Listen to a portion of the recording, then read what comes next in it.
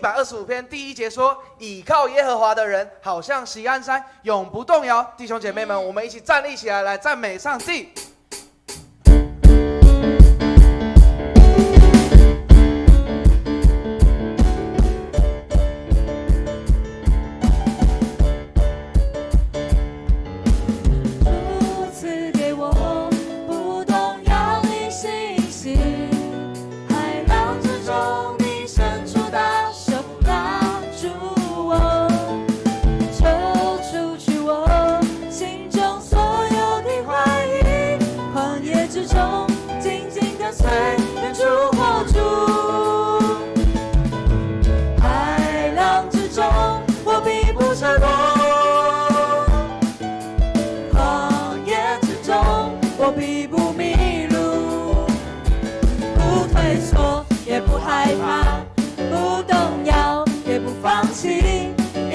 深信你应许不改变，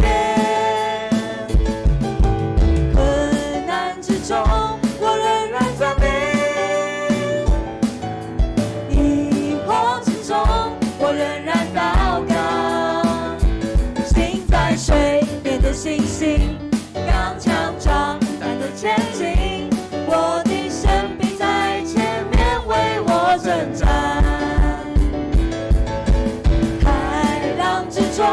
我必不沉沦，旷野之中我必不迷路，不退缩也不害怕，不动摇也不放弃，因我深信你应许不改变。困难之中我仍然赞美，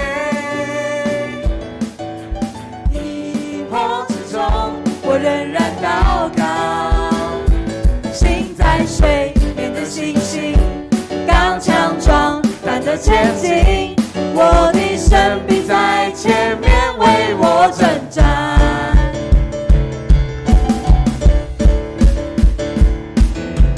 我的祷告无论求什么，只要相信就必得着。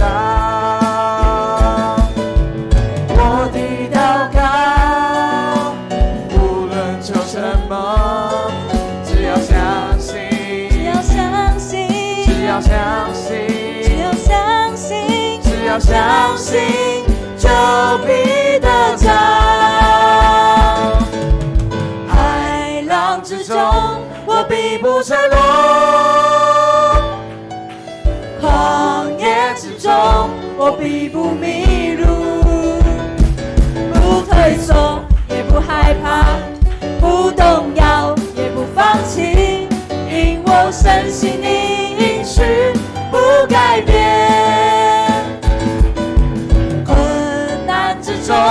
我仍然赞美，疑惑之中我仍然祷告，心在水面的信心，刚强壮胆的前进，我的神必在前面为我征战。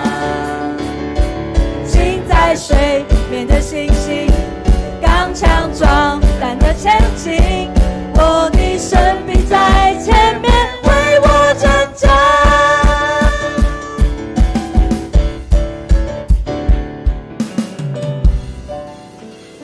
弟兄姐妹，我们一起要来颂赞，在这个征战当中，不论你的生活是怎么样子的一个征战当中，我们要来赞美我们的主，因为我们的主大过我们的困难。我们一起来用主的话来宣告他的信实，一起来。上主啊，我一心感谢你，我在诸神面前歌颂你，我向你的圣所下拜，我颂赞你的名，因为你信实有不变的爱，你显明你的名和应许超越一切。阿们。我们一起来经历上帝是怎么样的上帝，因为他超越我们的困难，他应许不改变。可是有时候我们会觉得，为什么我们遇到这么多的困难？弟兄姐妹们，我们真的要继续等候，因为神的恩典在路上，他大过我们的困难。我们一起同声来赞美，来赞美我们的神。我们一起同声来开口。主啊，我们感谢你，主啊，因为你的应许不改变。主耶稣，是的主，让我们在困难当中，让我们在旷野当中，我们要来经历你的信实，我们要来经历你的名是超过一切的。主啊，你的名是在万神之上，主啊，超越那万有的名。是的，主，谢谢你，因为你是我们的创造主，因为你是拯救我们的主。谢谢你，主，谢谢你，主。主啊，是的，你是那一位拯救我们的主，你是那一位带领我们出埃及的主，你是除去我们捆绑、我们被奴役的那样子的一个生命。主啊，你要带我们到那流奶与蜜之地，所以我们要来赞美你。但是主啊，我们知道在迦南地有非常多的一些高大的敌人，很多的挑战在当中。主啊，我们就看到我们生命当中有很多的歌利亚，有很多的耶利哥。主啊，也有很多大大小小不同的挑战。主，我们要来到你的面前，我们要先来赞美你的名，因为我们要来宣告，主啊，你大过这一切的困难跟挑战。主啊，你要带领我们经过每一个征战当中，得到每一个胜利。是的，主，我们要来经历你的信实，要来经历与你一同胜利。谢谢你，主，你的话语不改变。赞美你的名，奉耶稣的名祈求，阿们。是的，主啊，你是赐下应许的神，你是掌管万有的神。我们要来高举我们的双手，我们来赞美你的名，我们一起高举双手。高举双手，赞美你我主，全心全人都给你耶稣，一生一意活出荣耀的呼召，勇敢地向着标杆直跑。赞美你，赞美你，高举双手，赞美你我主，全心全人都给你耶稣，一生一意活出荣耀的呼召，勇敢地向着标杆直跑，将自己献上当作活祭，做主圣洁贵重的器皿。你丰富恩惠必充足浇灌我，使我瓦器里充满莫大能力。将自己献上当作活祭，做主圣洁贵重的器皿。你丰富恩惠必充足浇灌我，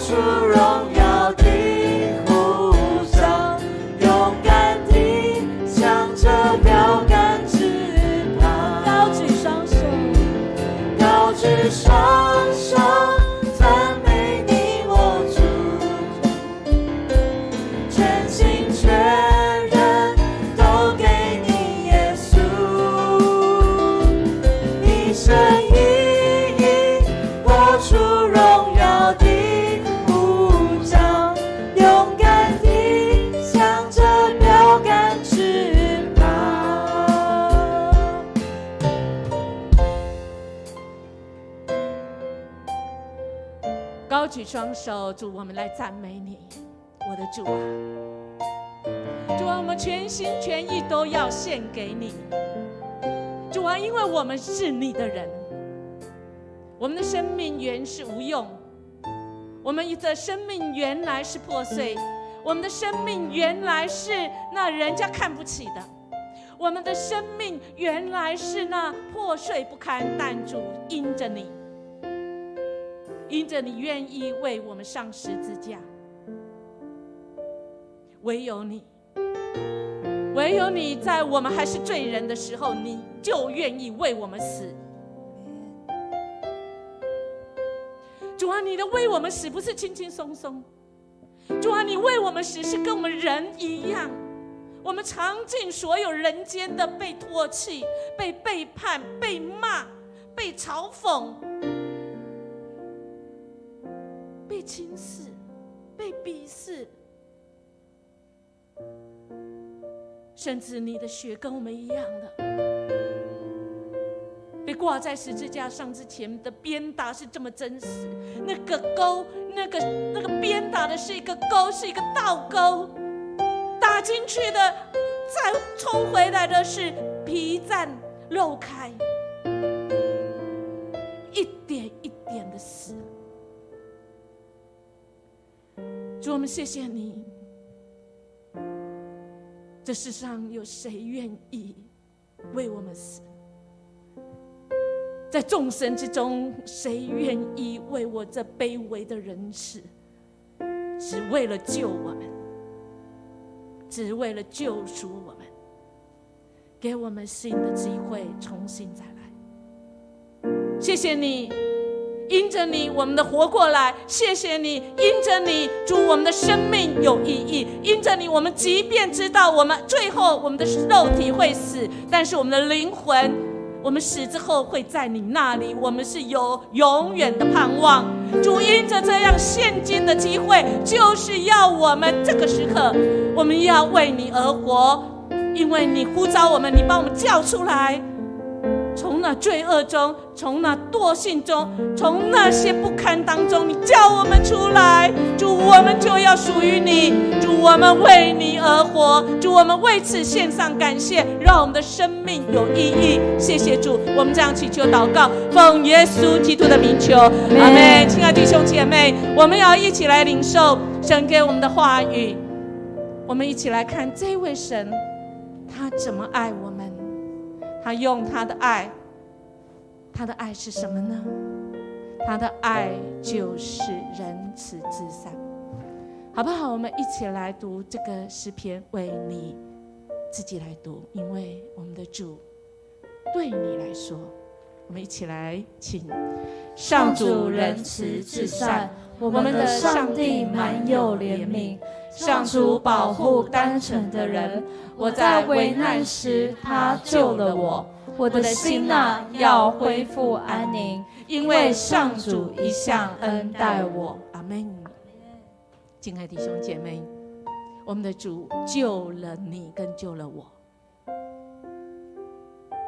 上主保护单纯的人。什么是单纯的人？单纯就是我只有一个心，知道这个人救我，我的命就归他，我就归他而活，就这么单纯。这个人救我，而且他不只是救我而已，他要让我的心恢复安宁。亲爱的弟兄姐妹，我们的主多么的看重我们的安宁啊！主啊，千万不要想到那个癌症末期的安宁病房，好吗？当然那也会是一个意义，但主让我们今天还有一口气在，好不好？我们就深深的呼一口气，不要每一天都觉得我很慌乱。主不要这样，主要我们的心安静下来，不管遇到任何事情，即便是在那癌症末期，我们要跟神人生最末期，主都应许我们可以安宁，好不好？我们用我们的心来体会，来感恩，献上感恩。我们用一点点的时间，这感恩的时刻是我跟神着神，我的心安宁。我们用一点点的时间，我们到神的面前，神要对你说话，他救你就要对你说话，他不是救你一死而已，他要陪伴你一世，恢复那安宁的一生，让他能够知道你一生，带领你一生的路。我们来开口，哈利路亚！主，我们感谢赞美你，哈利路亚！主，我们常常觉得，主啊，我们已经到了没有救的地步，主啊，我们已经是没有路可以走，主啊，甚至于我们好像那个蚂蚁一样，主啊，我们只是觉得很努力，主啊，我们走不到我们的方向，主啊，我们跟一群人在那团团转，主啊，你要我们安静下来，主啊，你要我们单单来仰望你，因为主你要救我们，主啊，你要用你的灵与我们同在，主啊，使我们的灵，主啊，能够安静宁静下来，主啊，是的，这世上主啊要来搅扰我们，主这世界的声音要来吸引我们，主啊，我们单单仰望你，主啊，我们唯有渴望你，主啊，我们的生命活着就是渴望你，主啊，我们渴望跟你更亲密，主啊，我们渴望，主啊，我们安息在主你里面，我们宁静的，主啊，因为你要内住我们的里面，主啊，是的，我们的心脏是为你来跳动，主啊，我们要以基督的心为心，主，我们感谢赞美你，哈利路亚！主，我们谢谢你，主，你看重的是我们的心，主，你这么伟大，但是你却愿意成为那么渺小，在我们内心里面内住。此刻我们心脏跳动的声音再次告诉我们，你圣灵充满我们的生命。每一次我们呼喊你时，主你就在，主你就在，你一直都在。我们生命因你，主啊，我们就感谢不尽。主啊，我们因着你内住在我们里面，主，我们这个人就活起来。主啊，我们这个人，我们就知道我们的价值是从你的眼光来看我们，不是从世界的眼光来看我们。主，我们谢谢你，我们的前面的道路，主，我们知道你必引导我们一步一步一步一步走恩典的路，不管前面的路有多为难，主啊，你与我们同去，因为主你给我一个使命，就是让我们活下去。主啊，你有个呼召，这是荣耀的呼召。主啊，即便上十字架，主，我们都要说，主，我们愿意，不然我们活着干什么？谢谢你今天晚上再次对我们说话，谢谢你再次让我们的心得以安宁，听见你的声音。我们这样祈求祷告，奉耶稣基督的名求，阿们。阿们。主啊，你就是我们路上的光，你是我们引领我们的牧羊者，让我们一起再来跟随主。跟随耶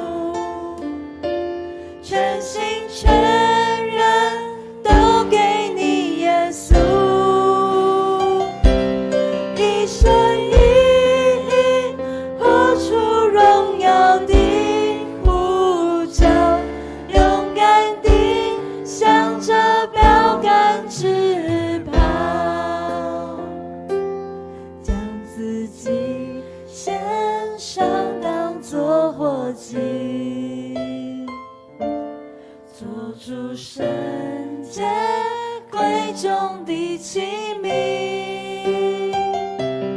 你丰富恩惠必充足浇灌我，使我瓦器里充满莫大能力。是的，主，你给我们荣耀的呼召。主啊，是的，你呼召我们能紧紧跟随你。是的，主，你带领我们走在你心意里，好向着你的标杆直跑。是的，主，你赏赐我们祷告的能力，看见这世上的破口。主，你引领我们在每一个时刻，你引领我们看见这世上的需要，你引领我们成为你的门徒，能跟随你。这时候，我们用这首歌来成为我们的祷告。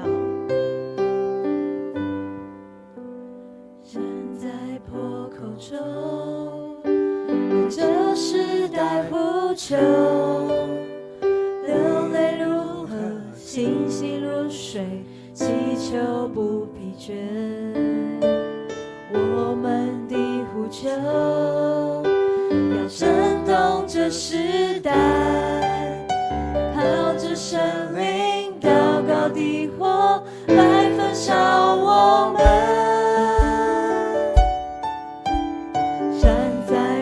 口中为这时代呼求，流泪如河，信息如水，祈求不疲倦。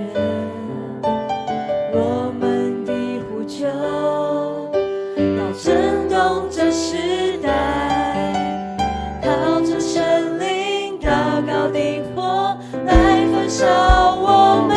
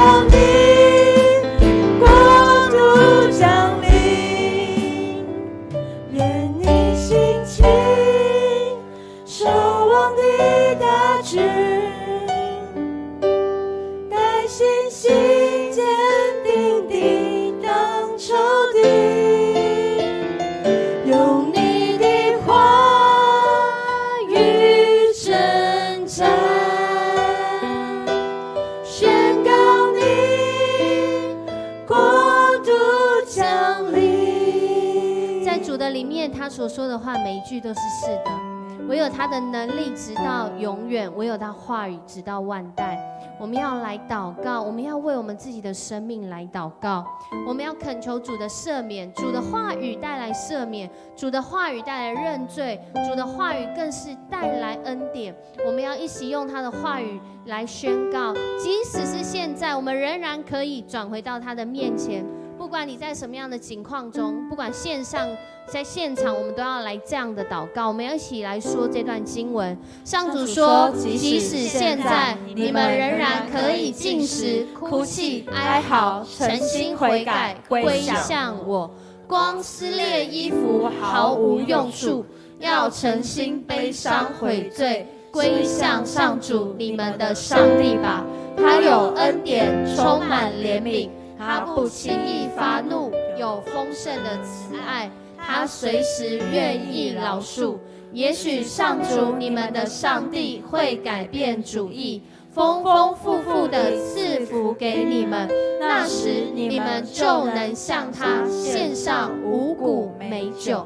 即使现在，什么是我们的即使现在？今天上主哪一句话抓住你？这句话要成为你生命极大的帮助，因为他每一句话都是是的。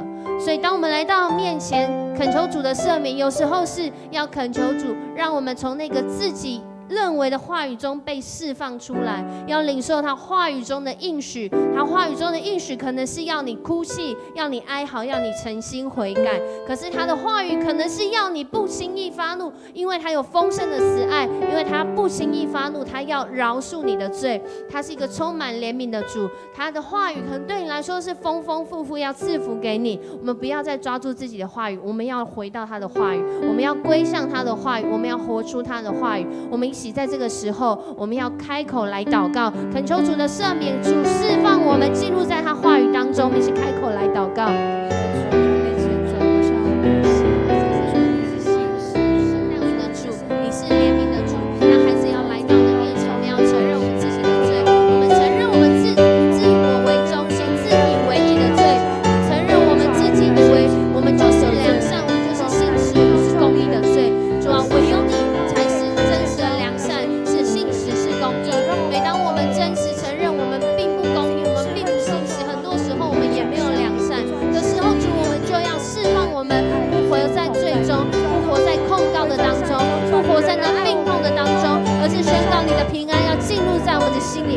即使是现在，我认为我没有办法靠自己胜过的时候，我看见现实的情况，事实就是我无能为力改变现况的时候，主，当我们开口来向你祷告的时候，主，你说即使现在我们仍然可以归向你，即使现在那丰丰富富的赐福仍然要临到我们当中。主啊，你的心意是要让你的百姓来经历恩典，透过祷告我们要经历主你的恩典。谢谢你带领我们来到你的面前，主，我们感谢赞美你。主啊，你说你是有丰盛的慈爱，主啊，你说你不轻易发怒，主，你用你的慈爱来恩待我们，你更是像我们刚刚所祷告的，你派出主你的独生爱子为我们死在十字架上，并且死里复活，带来全新的生命，让我们知道没有任何事物能够隔绝你对我们的心意。主啊，我们要再次来奉主名宣告，主啊，你要将我们释放在自己的话语里面，要让我们进入在你的话语里面。主，我们要住在你的话语里面，我们要住在主你的恩典当中，我们更是要住在主你对我们的心意里面。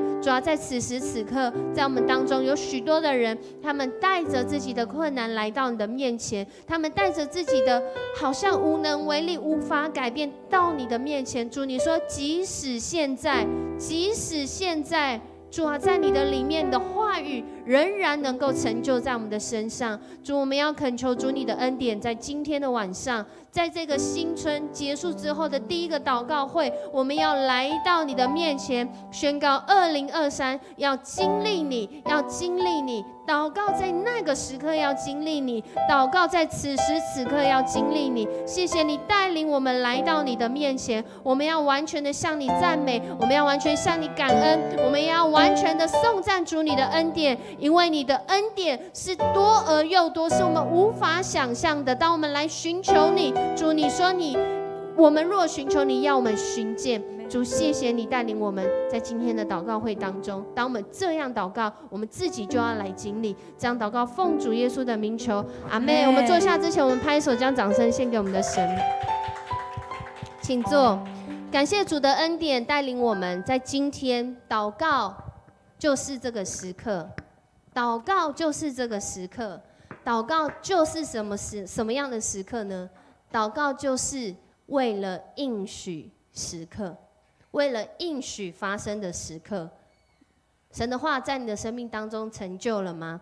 我们今天的祷告会呢，我们接下来会有几段的祷告。那在这个祷告当中呢，世界牧师想要跟大家分享是，我们每一次的祷告其实就是一次经历神他的同在，经历神的恩典与我们同在的时刻。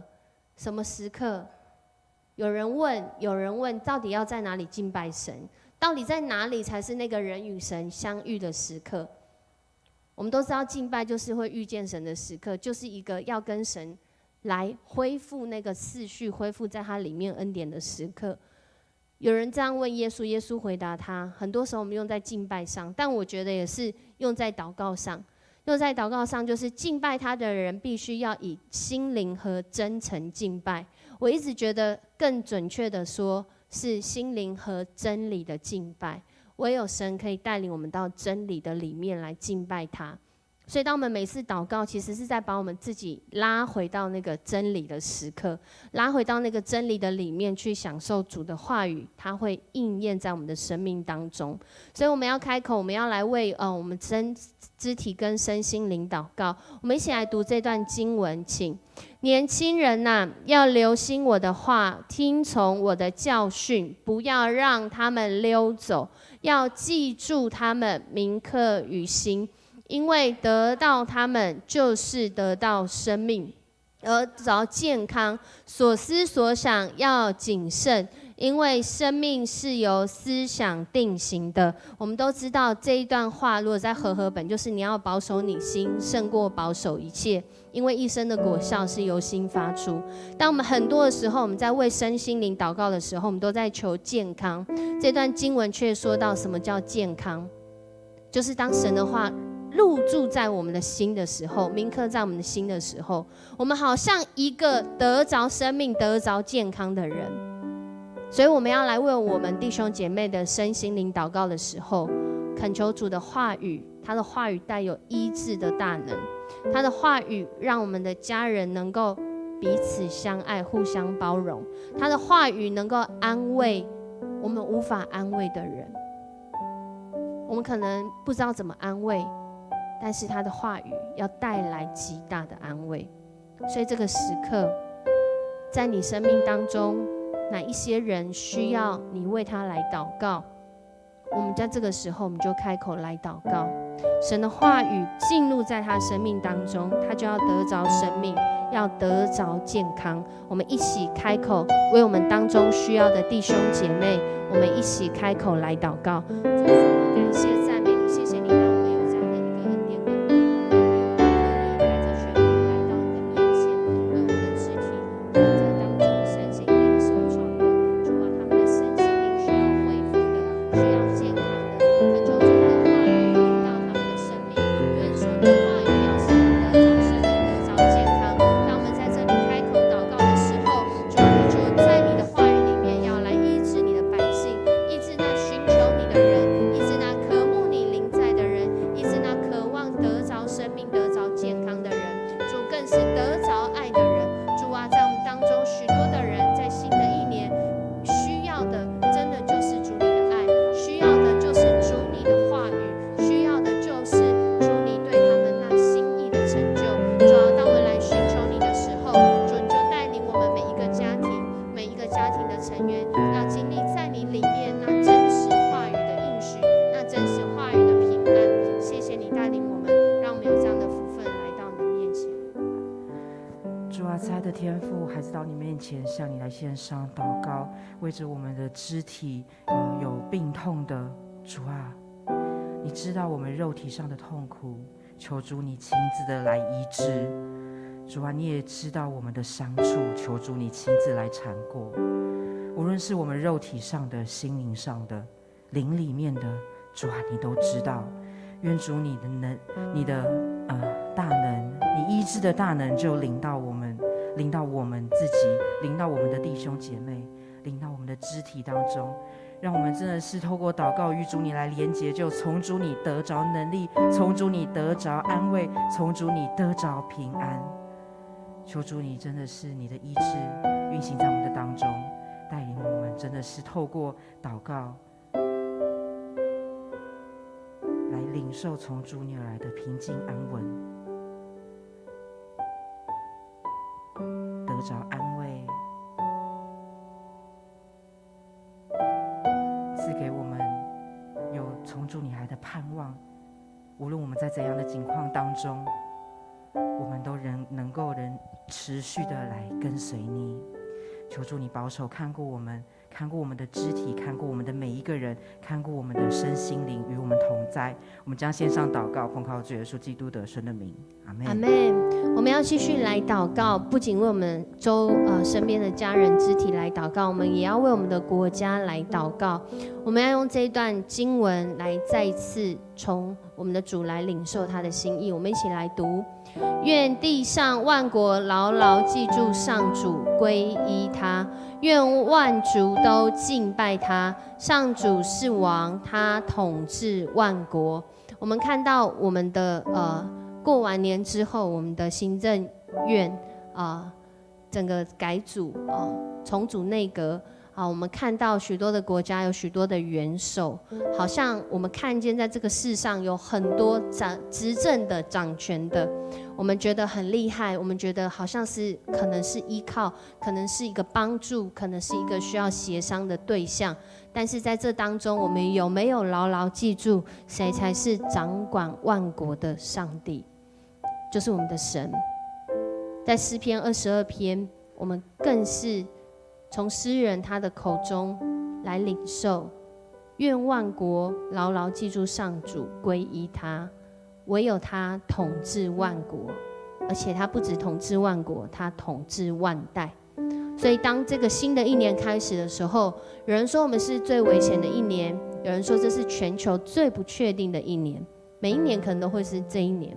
对每个人来说，其实没有一天是确定的，没有一个国家是确定永远长存，也没有一个人能够确定他能够平安，唯有主能够帮助我们。所以我们要来为台湾的国家安全，为人民有平安来祷告，为台湾的经济复苏，为台湾的百姓能够看见在这个世代里面，在这个季节当中，神的心意是要恢复公义，是要使人的心来得着怜悯跟慈爱。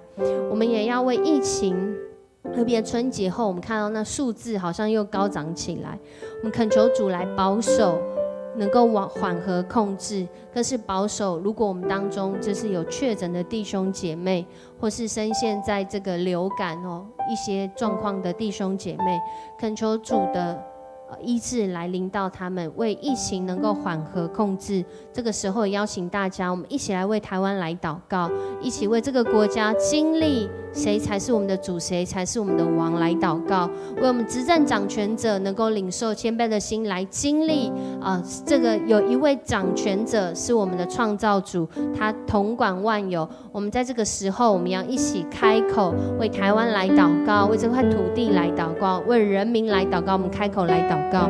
这个地方是你所拣选的，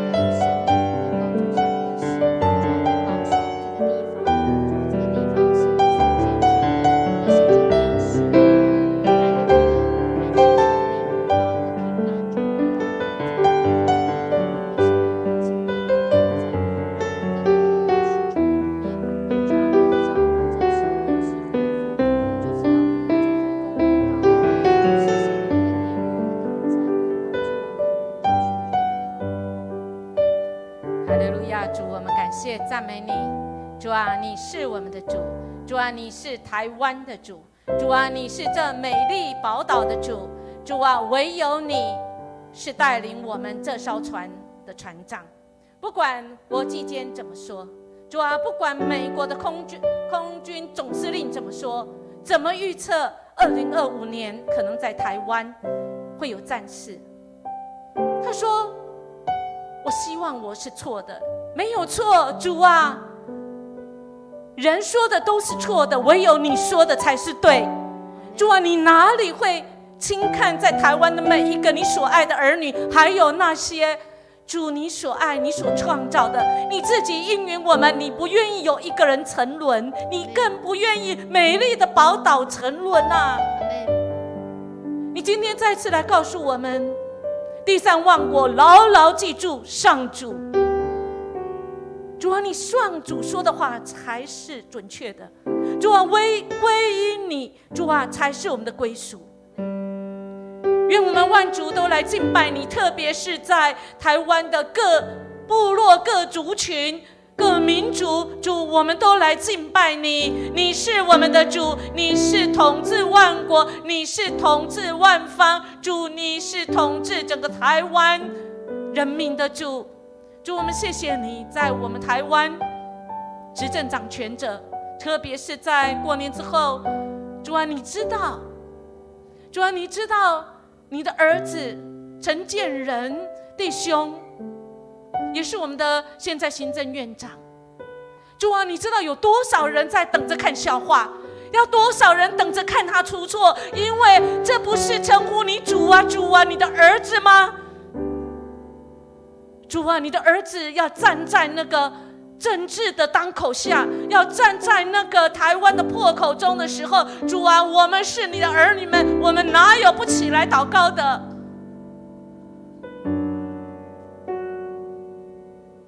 主啊，你要我们起来守望。主啊，台湾你的儿女们如果没有起来守望，主，真的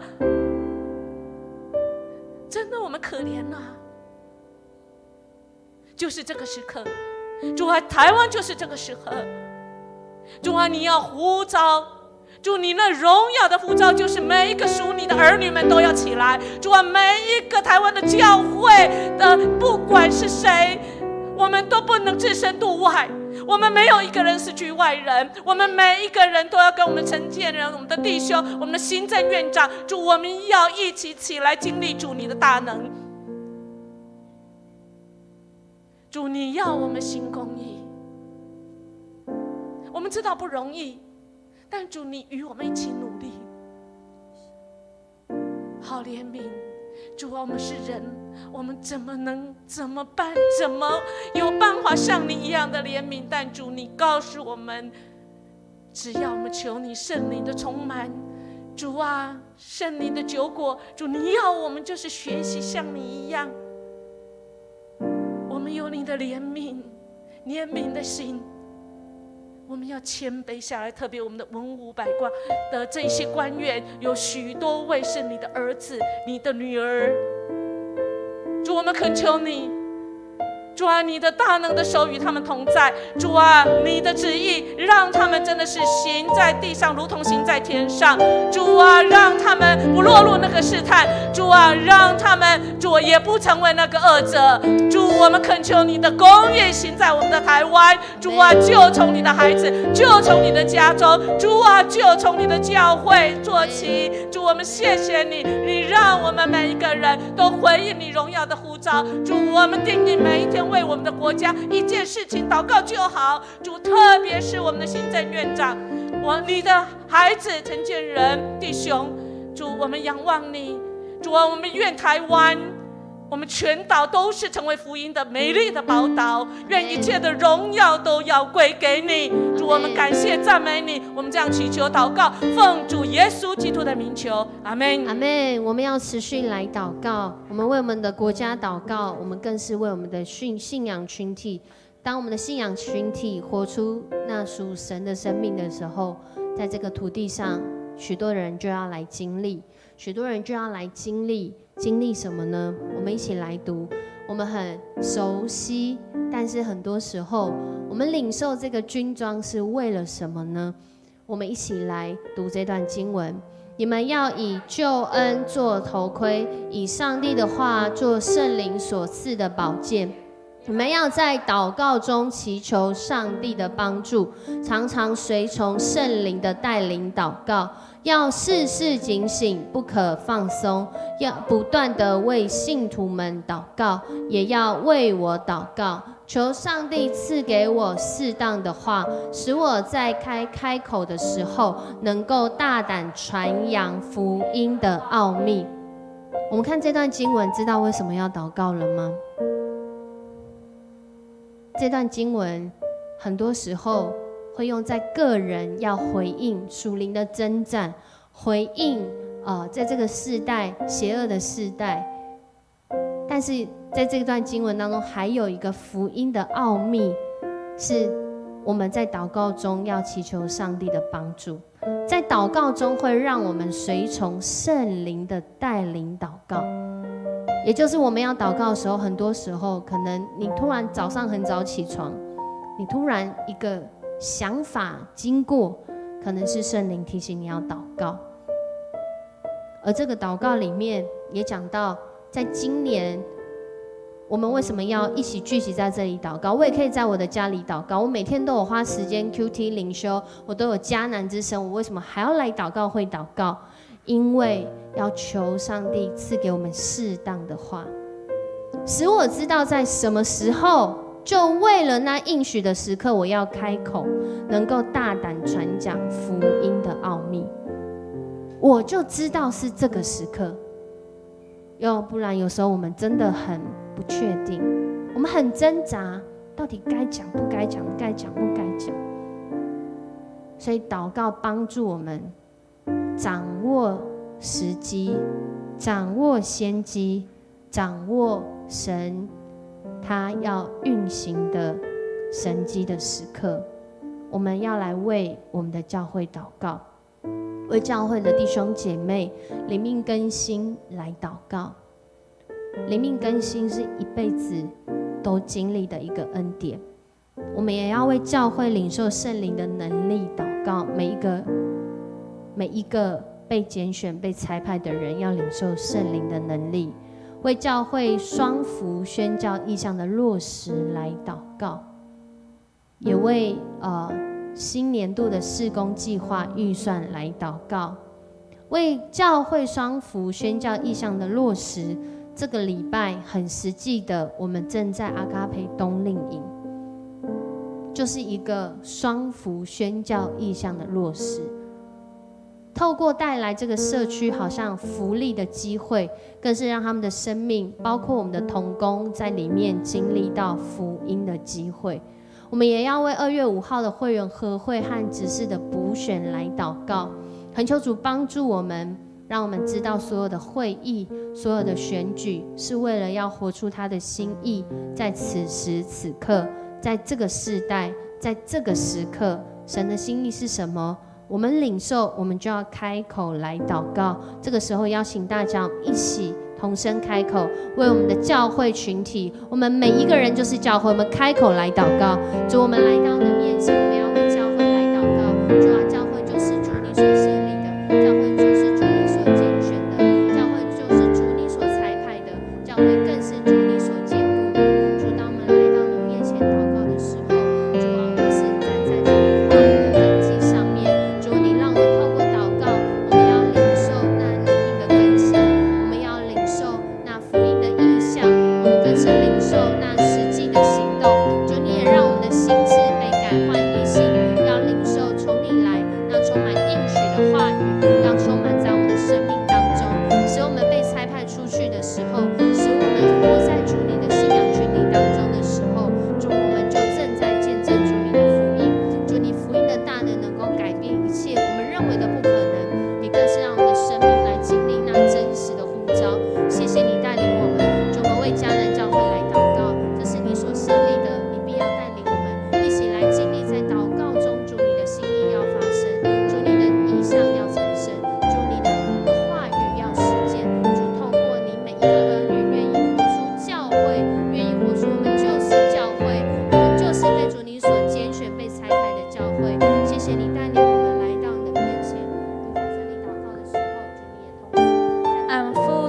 面前，我们向感谢主啊，你是我们脚前的灯，路上的光。主啊，你让我们成为祷告的大军，让我们成为福音的代言人。主啊，谢谢你拣选我们成为你的子民。主啊，我们要为我们的生活，我们的灵命生活来祷告。主啊，愿主带领我们每一个人都可以有专属于跟神的时间。我们来亲近主，跟随主，我们来知道主啊，你要告诉我们什么。主啊，就请你亲自的在这当中与我们对话。主啊，我们献上感谢，主啊，谢谢你的慈爱带领我们。主啊，你的话语让我们可以直接知道主啊，你的心意是如何。主啊，求主带领我们在新的一年当中，主啊，我们能够可以继续的持续去落实跟随那个意向，跟随那燃烧复兴祷告烈火。主啊，我们要经历主啊，你那丰盛的恩典，就从我们跟随主开始。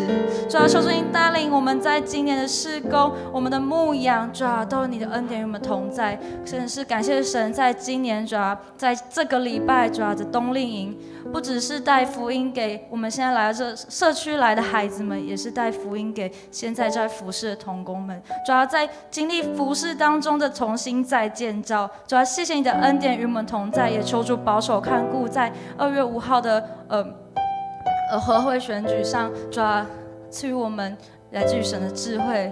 主啊，去引领我们，可以选出主啊符合神心意的人选。求主带领我们在这当中，我们献上感谢，这样祷告是奉靠主耶稣基督得胜名，阿们。我们再一次要站立起来，我们要来用这一首歌成我们的回应，帮助我们每一个人立定心志，成为祷告的大军。在2023一开始，就为这个时刻，就为应许的时刻，我们一起来唱。站在破口中，为这时代呼求，流泪如河，清醒如水，祈求不疲倦。我们的呼求要震动这时代，靠着神灵祷告的火来焚烧我们。兴起祷告的大军，按着你心意举手代求，站在你的应许中，宣告你国度降临。大声呼求，大声呼求，大声呼求，永不放弃，清晨夜晚彻夜守望，向你求耶利米的心。大声呼求，大声呼求，永不放弃，清晨夜晚彻夜守望，将你心意释放这时代。在线上的弟兄姐妹们，大声呼求，大声呼求，永不放弃，清晨夜晚彻夜守望，向你求耶利米的心。大声呼求，永不放弃，清晨夜晚彻夜守望，将你心意释放这时代。求你兴起，求你兴起，守望的大军，带信心坚定地当仇敌，用你的话语征战，宣告你国度降临。主，我们来到你的面前，我们唯一有的武器就是主你自己按你信实的话语赏赐给我们，大有能力，大有盼望，大有医治。主，当我们在这里祷告的时候，主你的话语在这地上运行，就如同在天上运行。主，你的医治在每一个身心灵有需要的人身上。当我们按着信心，我们就能够抵抗仇敌。主，我们在这个时候要来宣告，愿阿爸天父你永恒的慈爱，耶稣基督你为我们付上代价，为我们受死，为我们埋葬，为我们死里复活，那大有能力，没有任何事物能够阻隔的爱。按着圣灵的感动，要在2023，每当我们每一次祷告，就是这个时刻；每当我们每一次祷告，就是这个应许的时刻正在发生。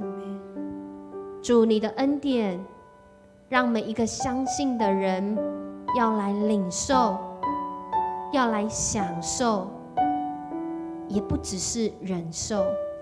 从今时直到永永远远，阿们。我们将掌声荣耀归给我们的神，愿阿爸天父的恩典与大家一起同在，在2023来领受祷告，每一个时刻都要经历应许的发生。我们今天祷告会到这里，谢谢大家，请坐。